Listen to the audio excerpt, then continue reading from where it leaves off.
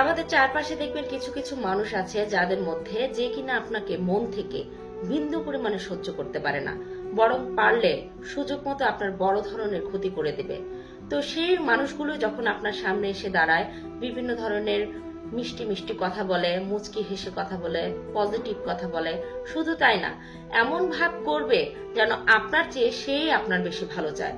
তো তাদেরকে উদ্দেশ্য করে আমার একটা কথা খুব বলতে ইচ্ছা করে, মানুষের সিক্স সেন্স একটি মারাত্মক ভয়াবহ একটি বিষয়।